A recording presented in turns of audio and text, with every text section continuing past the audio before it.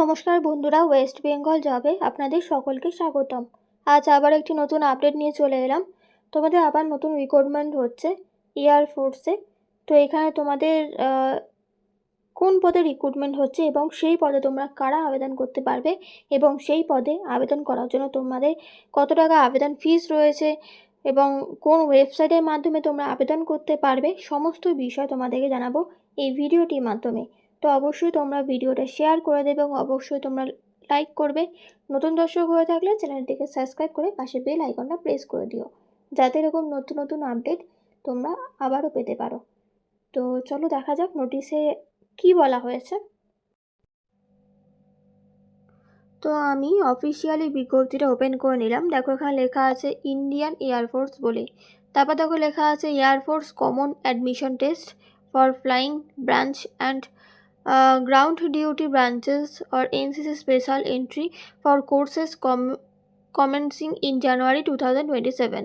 আচ্ছা, date for submission of online application, মানে application চলবে তোমাদের হচ্ছে 17 নভেম্বর থেকে 14 December throw AFCAT website http://afcat.edcil.co.in এই ওয়েবসাইটের মাধ্যমে তোমাদের আবেদন চলবে। আচ্ছা, তারপরে এখানে কী লিখেছে দেখো, 1 নম্বরে Indian Air Force invites Indian citizens to be part of this elite force as Group A gazetted officer in flying and ground duty branches. Online FCAT examination will be conducted on 31 December বা 31st January 2026, অর্থাৎ 26 মানে 31 জানুয়ারিতে তোমাদের কিন্তু এক্সামটা হবে। আর এইটাতে কিন্তু মেন ওমেন মানে ছেলে মেয়ে উভয় তোমরা কিন্তু আবেদন করতে পারবে। তারপর কি লিখেছে দেখো, candidate are to ensure their eligibility for the examination as follows. তোমরা কী কী বিষয় এলিজিবল সেটা দেখে নাও। Candidates applying for the examination should ensure that they fulfil all the eligibility condition for admission to the examination. Their admission at all the stages of examination, viz. written examination and SSB test, will be purely provisional, subject to their satisfying the prescribed eligibility condition. If on verification at any time before or after the written examination of or AFSB testing, it is found that they do not fulfill any of the eligibility conditions, their candidature will be cancelled by the IA। মানে তোমাদের যে এক্সামের পরে যেটা verification হবে সেটা তোমাদের কিন্তু উত্তরাতে হবে, যেটাকে বলছে। যাই হোক, তারপর লিখে দেখো ক্যান্ডিডেটস, আচ্ছা, mere issue of admit card call up letter to the candidates will not imply this that his or her candidature has been finally attempted by Indian Air Force। আচ্ছা, entry branch course number and ভ্যাকেন্সিসের কথা বলা যায় 3 নম্বরে। প্রথমে লেখা দেখো entry branch course number, তারপর ভ্যাকেন্সিস। FCAT এন্ট্রি, এটাতে তোমার হচ্ছে ব্রাঞ্চ হচ্ছে ফ্লাইং, কোর্স নাম্বার SS 221/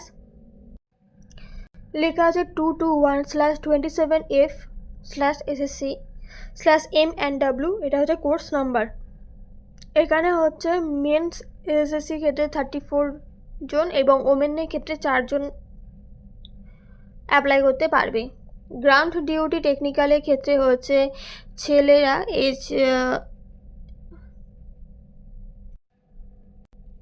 এখানে লিখে দেখো, ছেলেরা AEL হচ্ছে 3 হতে হবে এবং AEMA হচ্ছে 9 হতে হবে। আর মেয়েদের ক্ষেত্রে হচ্ছে AELA হচ্ছে 3 হতে হবে, AEMA হচ্ছে 3 হতে হবে। আচ্ছা, এখানে পিসি ক্ষেত্রে আছে মেন SSC ক্ষেত্রে হচ্ছে তোমার AELA 100 হতে হবে, AEMA 38 হতে হবে, ওমেনদের ক্ষেত্রে 23 হতে হবে এবং 9 হতে হবে। গ্রাউন্ড ডিউটি নন টেকনিক্যাল ক্ষেত্রে হচ্ছে ভ্যাকেন্সি SSEদের ক্ষেত্রে হচ্ছে উইপন সিস্টেম WS ব্রাঞ্চ 21 ব্রাঞ্চের ক্ষেত্রে হচ্ছে 21, অ্যাডমিনের ক্ষেত্রে 48, LGS এর ক্ষেত্রে 09। আচ্ছা, অ্যাক্সেসের ক্ষেত্রে 8টা, EDN এর ক্ষেত্রে 2টো এবং মিডের ক্ষেত্রে 1টা। উইপন সিস্টেম ব্রাঞ্চের ক্ষেত্রে 5টা, অ্যাডমিন 12টা, LGS এ হচ্ছে 2টো, অ্যাসেটস হচ্ছে 2টো, EDN এর ক্ষেত্রে হচ্ছে 2টো এবং মিডের ক্ষেত্রে হচ্ছে 2টো। NCC স্পেশাল এন্ট্রি ফ্লাইং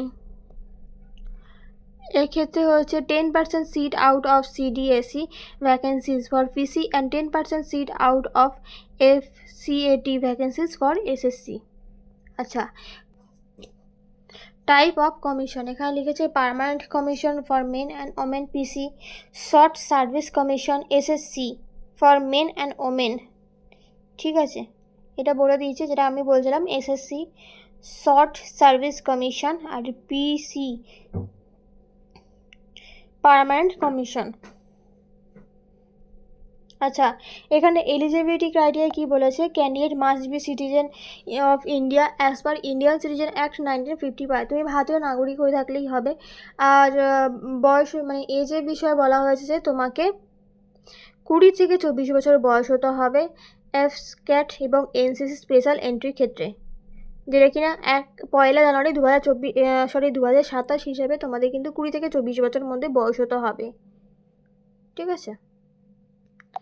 আচ্ছা, এডুকেশনাল কোয়ালিফিকেশন কি চাইছে, এডুকেশনাল কোয়ালিফিকেশন চাইছে ফ্লাইং ব্রাঞ্চের ক্ষেত্রে candidate should have mandatory passed with a minimum of 50% marks each in mathematics or physics at 10+2 level and মানে তাকে ফ্লাইং ব্রাঞ্চের ক্ষেত্রে তাকে মিনিমাম 50% মার্কস থাকতে হবে এবং ম্যাথামেটিক্স ফিজিক্সে 10+2 লেভেলে থাকতে হবে। আচ্ছা, graduation with minimum 3 years degree course in any discipline from a recognise university with a minimum of 60% marks or equivalent, অর্থাৎ তাকে মিনিমাম 60% মার্কস নিয়ে গ্র্যাজুয়েশন পাস করতে হবে। BE BTech ডিগ্রি থাকতে চলবে, তাতে কিন্তু 60% মার্কস থাকতে হবে। আর দিয়েছে candidates who have cleared section A and B examination of associate membership of Institute of Engineers or Aeronautical Society of India from a recognized university with a minimum of 60% marks or equivalent, অর্থাৎ তোমাকে এখানে বলেছে candidate যারা A and B examine pass করে গেছে ইঞ্জিনিয়ারিংয়ের ক্ষেত্রে, তো তাদের কিন্তু 60% মার্কস লাগবে। আচ্ছা, গ্রাউন্ড ডিউটি ক্ষেত্রে কী বলেছে, গ্রাউন্ড ডিউটি টেকনিক্যাল ব্রাঞ্চ এখানে বলেছে same candidates with a minimum 50% mark, সেমই বলে দিয়েছে। এরোনটিক্যাল ইঞ্জিনিয়ার, মেকানিক্যাল, AEM এর ক্ষেত্রেও সেম একই কোয়ালিফিকেশান চেয়েছে। এখানে আছে ground duty non technical branches. আচ্ছা, তারপরে হচ্ছে administrative and logistics, account branch.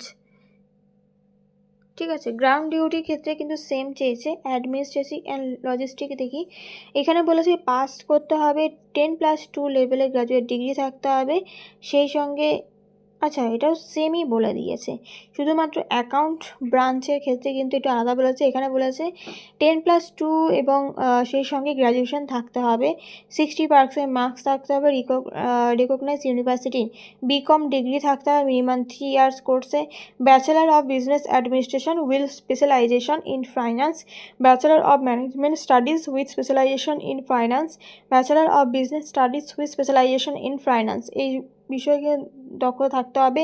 Qualified হতে হবে CS, CMA, CS আর CFA, BSc with specialisation in finance এটাও থাকতে হবে। আচ্ছা, এডুকেশনাল ক্ষেত্রে হচ্ছে 10+2 লেভেলে পাস করতেই হবে, PG ক্ষেত্রে 50%। আচ্ছা, তারপর এখানে বলছে দেখো মেটিওরোলজির ক্ষেত্রে 10+2 লেভেলে পাস করতে হবে, সেই সেম আবার একই হিসাবেই কথাই বলা হয়েছে, মানে প্রথমে যেগুলো বলেছিল। আচ্ছা, এবার দেখো কীভাবে লেখা আছে হাউ টু অ্যাপ্লাই। এখানে লেখা আছে aspirants for IAF and required to apply online by using the link http://afcat.edcil.co.in। ঠিক আছে, এই রেজিস্টারে কি কিন্তু তোমাকে অ্যাপ্লাই করতে হবে। 500 টাকা অ্যাপ্লিকেশান ফিস হবে, net banking, debit card, credit card, UPI মাধ্যমে তোমরা অ্যাপ্লিকেশান ফিটা দিতে পারবে।